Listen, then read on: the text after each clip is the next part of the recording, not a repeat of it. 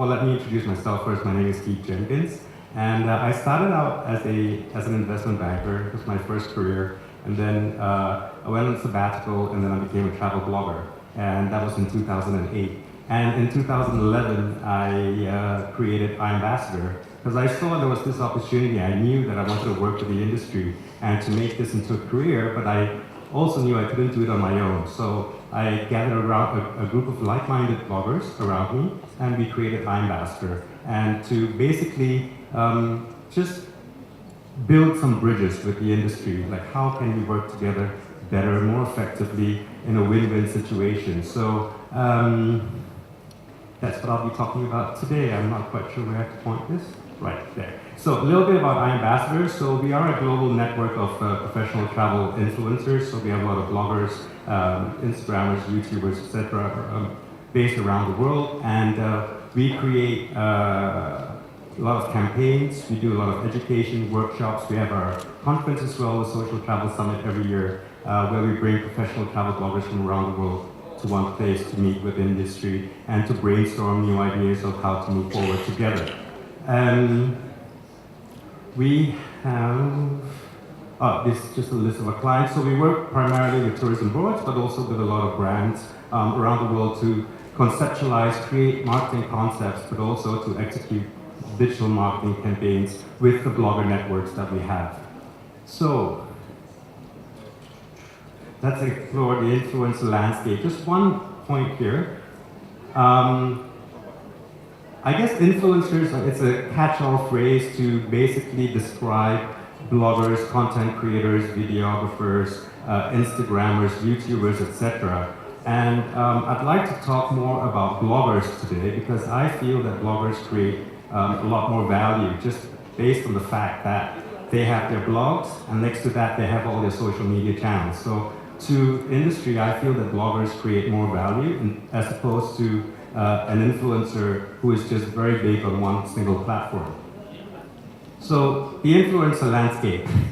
So let's start with that. So as I said, we've got bloggers, Instagrammers, and then we have the ones who do it professionally. They don't really dress like that, but just to give an idea that they've really made this into a career for themselves. And then you have the hobby bloggers or the hobby influencers who are just traveling around, just come out of college, traveling around the world, and they love sharing their experiences, but they're not doing it professionally yet.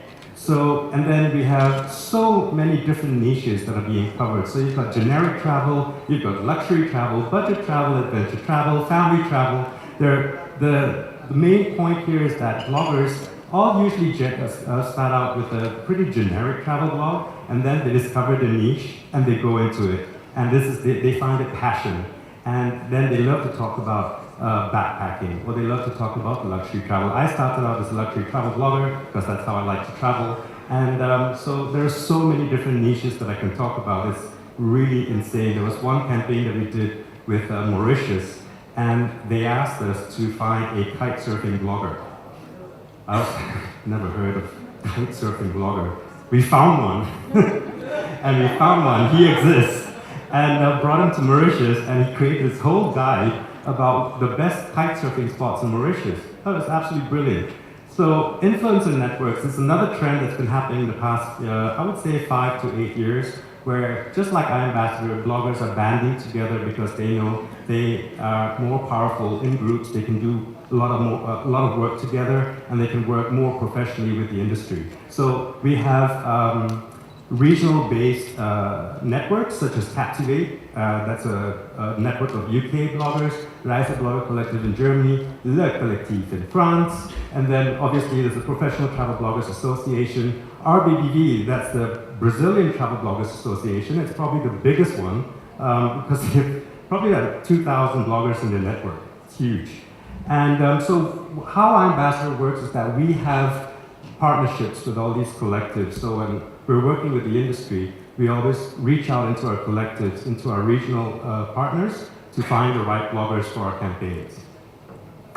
So one thing that's also come up as travel blogging has professionalized is the need for a code of ethics. And so this is something that we came up at the very first Social Travel Summit, that was in 2014. And we just felt that we needed to bring industry and bloggers together and sit them down at a table and trash out some codes of ethics, of how to work better together, and how can bloggers keep their authenticity, remain ethical in the work that they do, even though they're doing it commercially. So this is something, it's been translated now into French and Portuguese as well, especially for the Brazilian market. And there are quite a few bloggers who are actually using these code of ethics. They have it on their blogs. So beyond the blog, you have a lot of bloggers who are community building. I think this is such a huge value that bloggers provide.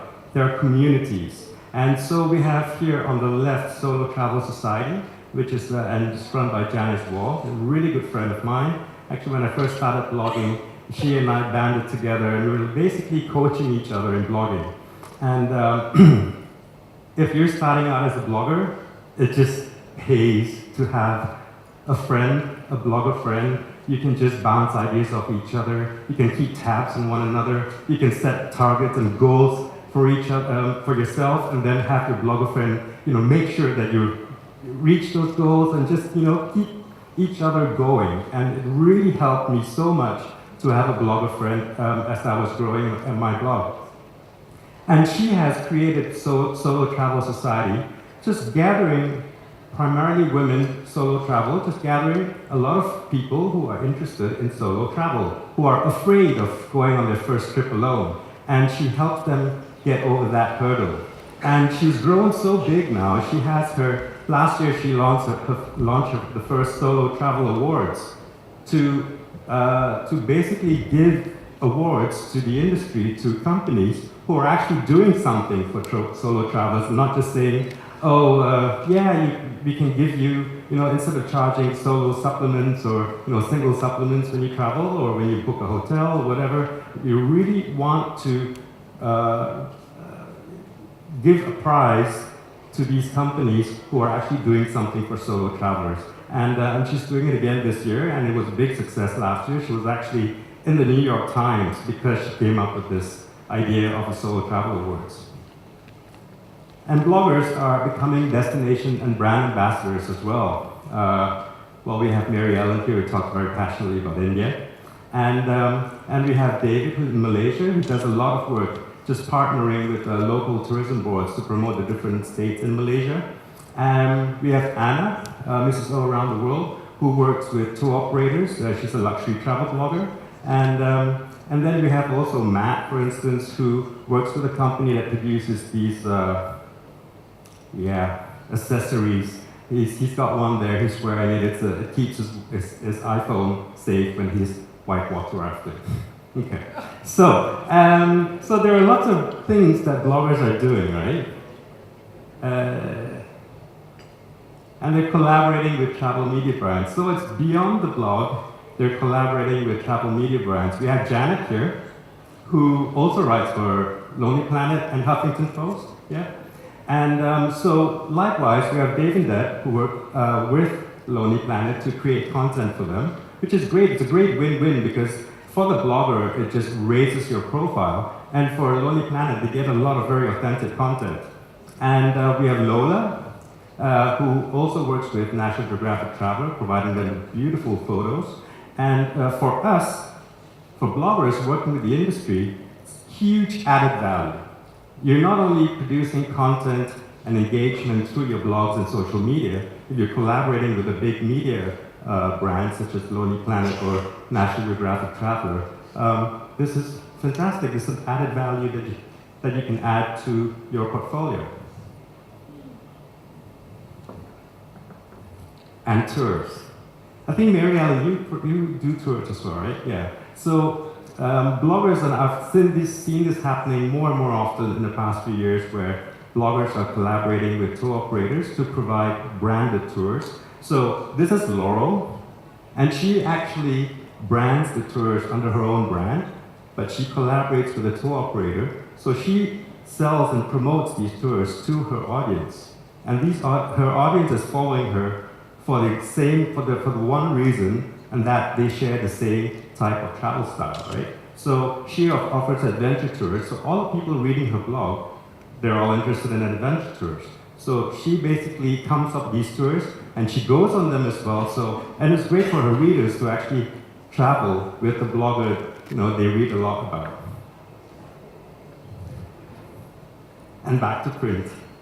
I see this happening every year. There's a blogger coming up with a book.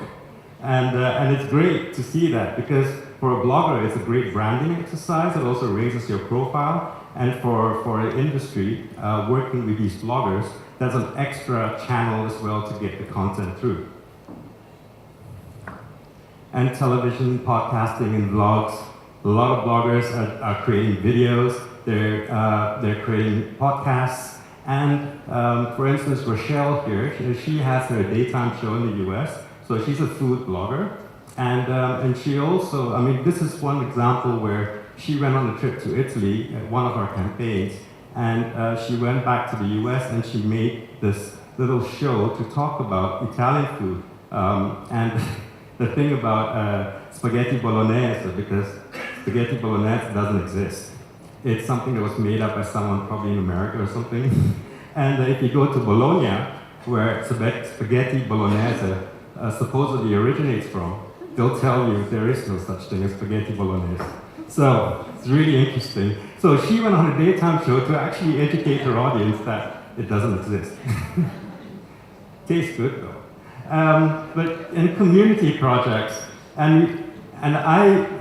this is Shivya. She's an Indian travel blogger. One of my absolute favorites. She really inspires me in the work that she does. Her blog is called The Shooting Star. And this is one example where she's traveling around the north of India. And she stumbles upon this village. And she's just so inspired by the people, and she loves the lifestyle. And she started organizing these projects together with them. And one of them was, she gave them one of her old smartphones, and gave them a basic course in photography, and told them, why don't you put your photos on Instagram, tell the story behind the photo, and grow your Instagram account. So and then when that started going, it really built up the excitement in the village. And so I remember it was last year, towards the end of last year, Shivya actually put out a petition on Facebook, like saying, does anyone have any old phones that they don't use anymore? Could you please send them to me so I'll bring them to the village? And now they have more than 10 phones. And if you check out their Instagram account Voices of Munsiari, it's brilliant. It's villagers taking photos of their village and telling the story of the village and life in the Himalayas. It's truly inspiring stuff. And these are things that are being driven by bloggers, the ideas that from all their travels, just bringing a little bit of technology to the furthest reaches of the Himalayas and inspiring people, to keep the authenticity, but to tell their stories, and through a very modern way, right? So the value proposition of bloggers, I'm going to talk about a couple of case studies here. But first of all, I'll start with the types of deliverables. So the types of stuff that bloggers can provide when they're working with industry. First of all, obviously content. They have the social media. They have the social media channels, which they use to promote their blog content, to promote their content, and to engage with their readers, and also to build links with industry partners. They have their blog posts, which have links back to say they were staying in a hotel, and they're writing about this hotel, there's a link back to the hotel, and these links are really valuable.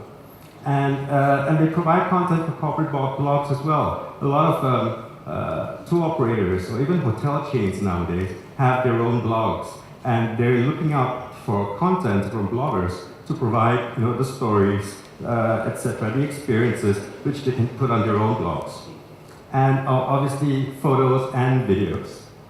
And a lot of bloggers offer advertising services, amplification services via social media, and consultancy, because a lot of bloggers have I guess as you're blogging, it's marketing, it's all about marketing. And so they basically get all this experience, and you can create workshops and seminars, or do one-to-one consultancy with small businesses. And a lot of bloggers are doing that as they travel around the world. May I have a glass of water, please? Yes. So, what are the main points? Why is it a good idea to work with bloggers?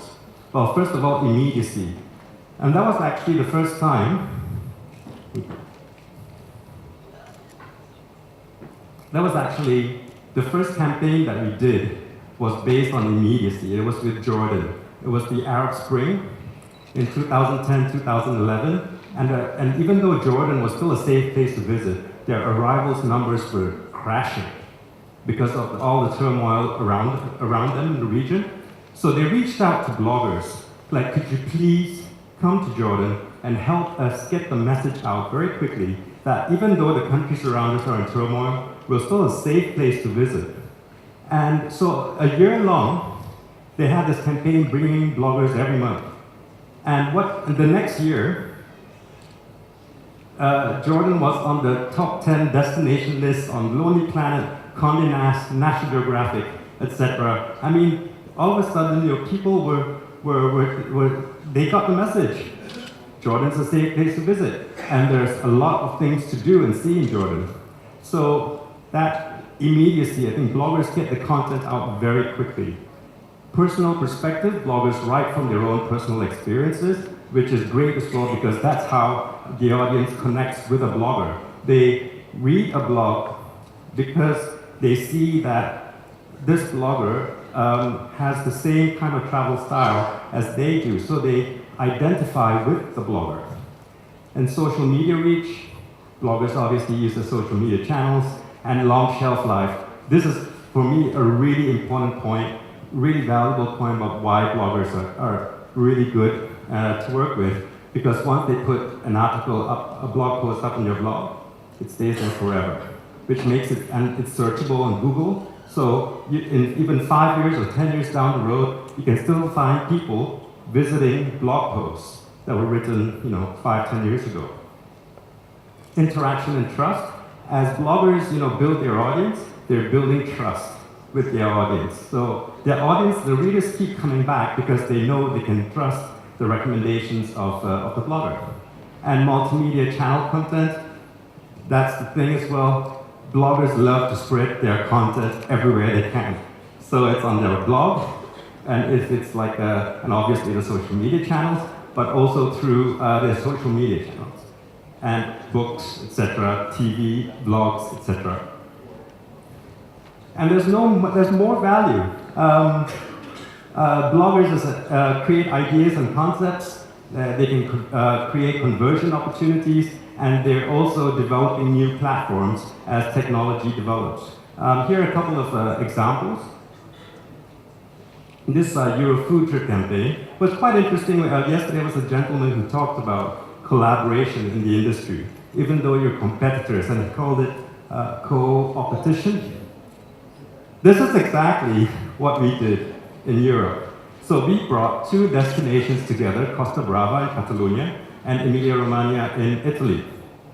If you look at these two destinations, they're basically competitors. They both have medieval villages, they both have mountains, they both have beaches, they both have great food and wines, And so for tourists, I'm like, oh yeah, just go there, or there, It's kind of like the same, but it's different, it's very different. So we decided, well, it's just based on the premise that when a visitor is visiting a certain region, and there was another person who talked about this yesterday as well, he said, he's just not coming to Nepal. He's coming to Nepal and going to Tibet, or he's going to India and going to Nepal, So why compete when you can collaborate and bring these tourists together, just offer them a combined product offering. So which is what we thought that we could do with Costa Brava. And the great thing about this was, we saw on a grassroots level, the industry actually joining in. So we had cooking schools in Italy and in Catalonia and Costa Brava, combining and doing an exchange of experiences and recipes and all that. We had wine producers going to trade shows, marketing their wines together. And there are so many different examples as well that came out of this campaign. And then we won this award with the World Travel Award, which was really cool. probably the first time a blogger collective won a World Travel Award, so it's pretty awesome. And Blogville, this is also another idea that came out from bloggers. We were so tired, especially in the beginning, when we were going on press trips or fan trips, where you're basically, getting into a bus, out of a bus.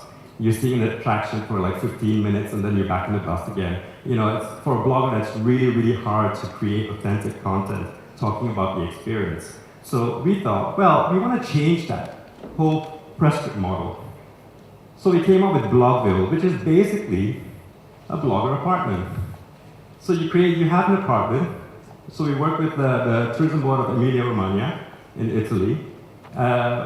They have in Bologna a blogger apartment. And bloggers can sign up to stay in this apartment for a week, 2 weeks. They have a very loose itinerary.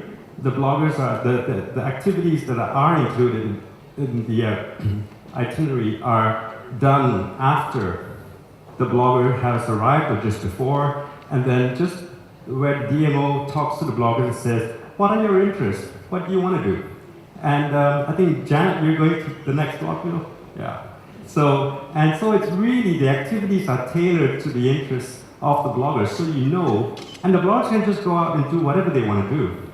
If they want to spend a few days in Bologna just walking around the streets, they can do that. There's nothing that stops them. So I think it's a really good concept, and we've been doing it for 7 years now, and the next one's starting next week. Yeah. This is another cool campaign that we've done as well, where just sitting around a table, a couple of beers, with one of our clients, Visit Britain, and they said, we want to show all the huge depth and variety of experiences that you can have in the United Kingdom. And they said, okay, let's do that in 24 hours. So what we did was, we sent bloggers to England, Wales, Scotland, Northern Ireland, and we gave them 24 moments in 24 hours. So what can you experience between midnight and 1 a.m., or 2 a.m. and 3 a.m., etc. And they had to film all of that. And what we did was, they came up with 32 videos, and we actually did this 24-hour campaign when the videos were done, were edited and all that. We came up with this 24-hour Facebook campaign, where each hour there was a video coming out of what you can do in the United Kingdom, or what you can do in Scotland between, say, midnight and 1 and 2, 2 and 3, and so forth. Yeah, awesome. And bloggers can contribute to conversions as well. And this is a very cool campaign. And it's called this company called Ambulair that approached us and said, I think they approached a couple of bloggers, primarily luxury bloggers, with this idea of creating the best boutique hotel in the world. And we totally crowdsourced the ideas, totally crowdfunded as well, and they needed the bloggers as brand ambassadors. So what happened was, they asked the bloggers, if you were to create the most perfect boutique hotel, what would you do? What would you have in it? Where would it be? So the first one was location. And they settled in Puglia, in the south of Italy. And then the bloggers said, well, let's ask our readers. So it's stuff like, what should the interior look like? What kind of activities, what kind of service would you expect at a boutique hotel? So it's all these ideas being crowdsourced. And then when all of that was done, they started the crowdfunding. And they used the same brand, the bloggers, as brand ambassadors, to go out there and promote this to their readers. And they reached 120% of their funding target after just 12 days. It's pretty incredible.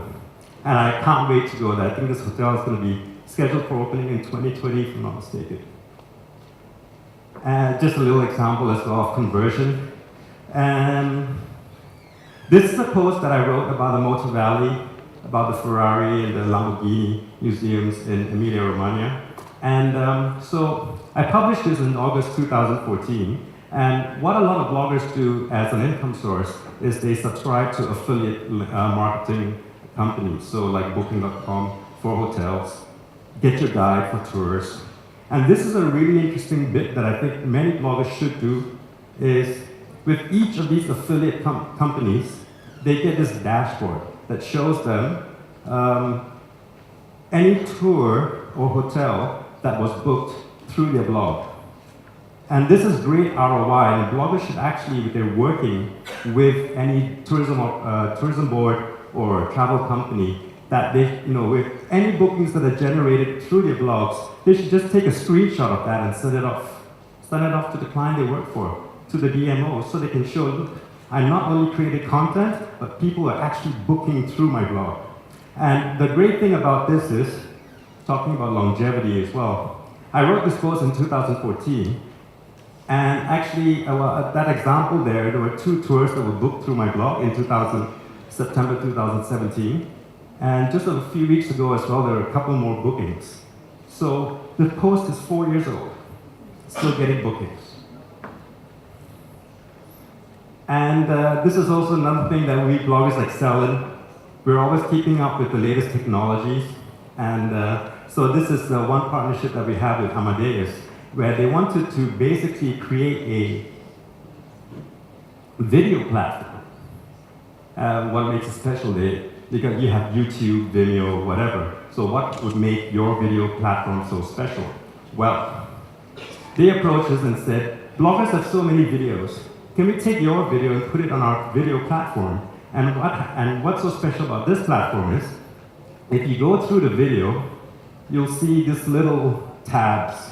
And as the video is playing, you can opt, as it passes one of these tabs, a pop-up screen appears if you want it to, and it gives you more information about the location, about the activity, about the tour, etc., that's being played at the very moment on the video. And people can actually make bookings, hotel bookings, flight bookings, tour bookings, restaurant bookings through the video. It's amazing. And this is stuff that we actually came up with together. Us bloggers talking to Amadeus, how can you create a really special video platform, which would also benefit the bloggers, because any bookings that are made through the videos, the bloggers get commissions from it. Win-win. And the last one, value for money. I think bloggers offer tons of value, but they're also, I hate to say this, but relatively cheap. So this is one campaign that we did with monograms. And the whole idea of this campaign is basically to generate awareness of the independent travel tours that Monograms has. And so we sent 8 bloggers on independent trips throughout Europe on one of the Monograms tours. And if you look at it, these are the metrics that we're moving towards now. When we're reporting back to our clients, we're looking at CPR as cost per reach, and CPA is cost per action. So which means cost per reach is basically how much money have you spent to reach an X number of people with your content. The other one is cost per action. So how much money have you spent per action? So that could be a click, or a like, or a share, or some form of engagement. Some sort of action has taken place when people are engaging with the blogger's content. And what we see here is that, for instance, cost per action was 49 cents for this campaign. If you were to advertise on Facebook, it would cost you $1.72. If you advertise on Google AdWords, depending on which geography you're in, it's between $2 and $4 per action. And bloggers in this campaign generated CPA of 49 cents. So, that goes to show, working with bloggers, even these bloggers were paid as well, right? They received the blogger fee. So if you add the blogger fees to the cost of bringing them to your destination, to the meals, to the tours, the activities, the flights, etc., the CPA, the cost of it, compared to other forms of advertising, is still a lot cheaper. And how to maximize value. I think I'll go through this very quickly. So when you're working with bloggers, the first thing you'd like to work with bloggers, the first thing that you need to do is research. Actually, just read the blog, read the social media channels. What are the bloggers talking about? What are they posting about? How are they engaging with your audience? And just to get an idea, because you don't want to. If you're promoting a 5-star hotel, you don't want to approach a blogger who writes about hostels, right? So, get an idea of what the blogger is about. What is the language like? What's the voice like? Ask for a media kit. Many bloggers who take themselves seriously have a media kit which you can download from the blog. And in this media kit, they'll tell you all about their stats. They'll give you demographics about their audience, which markets they're from. They'll give you information about examples of work they've done together with the industry, and they'll give you examples of conversions, etc. So, or any media mentions. That should all be in the media kit. And if the best thing, speak to the blogger face to face. That's why conferences like this are gold. Big trade shows, WTM, ITB, etc. These are great places to meet bloggers. And if you have already a couple of bloggers in mind, just go to these conferences, go to these blogger meetups, and meet with them before you start working with them. When you've decided that you want to work with a blogger, first ask yourself, what are my objectives? Why am I working with this blogger? Is it because I want to generate awareness for my product? Or is it because I want content? Or am I aiming for conversions? I want more bookings, right? And so when you get your objectives and you match that with the blogger's strengths, that's a huge win-win situation, but you have to do that. I think I'll just stand here, right? And when you're starting to work with a blogger, you have to create ideal situations for it as well, because ideal conditions, sorry. So you have to create a clear brief. So first of all, tell the blogger, why am I working with you? What are my objectives? What do I expect from you? Sit down with the blogger and discuss deliverables. As you as a blogger, what can you provide me? Will it be 2 blog posts or 10 blog posts or photos or videos or whatever? Just put it down, just agree with each other in advance before you actually work with the blogger. And create, and remuneration as well. If there's money being exchanged, make sure that's put down on paper as well in an agreement. And, and when the content will be published, when the bloggers will be paid. Create a relevant itinerary. So important. When you're working with a blogger is coming over, they want maximum flexibility. They want to take their time, they want to really immerse themselves and get the experiences that they want to write about. And so there should be a lot of flexibility in it. So don't cram the itinerary with lots of tourist activities, just take it easy with the blogger. And ensure there's sufficient time as well, especially if you're working with videographers. Because videographers always need a lot more time to create their footage. And one thing as well that you have to include the agreement is reporting. And you have to make sure that the blogger actually comes back to you with a report saying, okay, this is what I've done, this is the impact, how many people have read my blogs, where were they from, and if there are any conversions, any bookings made as well, put that into a report. And think about timelines as well. And this is important for the industry because I've seen where clients have you've given us this blog post and all that, but there's only been 40 readers on it. I was like, I didn't pay you $1,000 to create a blog post and have 40 people read it. This is travel, it's not fashion. Travel is a big ticket item. People, it takes time for the content to actually grow and to gain traction. And so think in terms of short-term targets and long-term targets. So short-term targets, which you can put into agreement, are the bits about content, how many blog posts, how many social posts, etc. And longer term, you can think about conversions as well. And this is a really good example about timing. So this is a Dutch blogger who wrote an article about Bologna.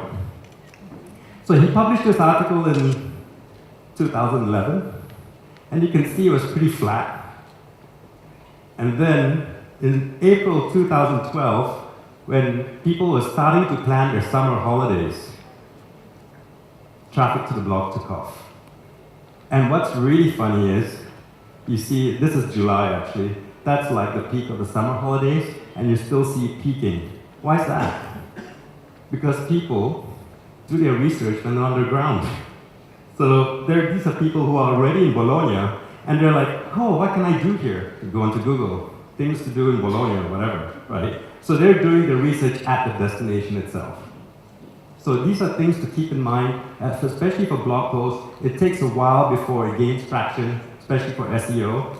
And these are really things that when a blogger is reporting back to a client, think in terms of something that's short term, but also go back to the client, say, a year later, and report back again.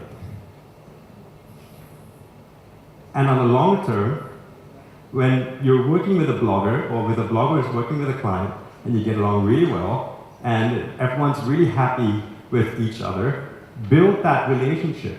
You know, think of other ways that you can collaborate. And I mean, it could be so many different things as well. You could think about workshops. You know, that the blogger comes and just, you know, talks to your staff, you know, how to gain more engagement through your social media channels, how to create great content about photography, about video, etc. There's so many ways that a blogger can contribute, you know, to your company or to your destination. And lastly, we have our conference every year, and one component in our conference that's really cool is our think tank, where we basically lock up 30 people together, bloggers and industry, and we give them 3 topics to talk about. And all of this is recorded and put into a report. And the reports are basically, the topics are all about how bloggers and industry can work more effectively together. And it's a free download if you go to the website. We have 4 reports there now, and including the whole discussion about the code of ethics. So I think that's a really cool read. And that's it. Thank you very much.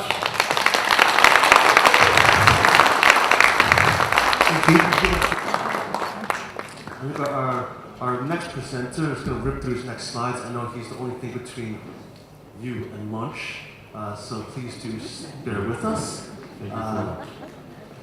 But just a little, just a little background. Our next speaker doesn't really need any more introductions. I think you heard from last night.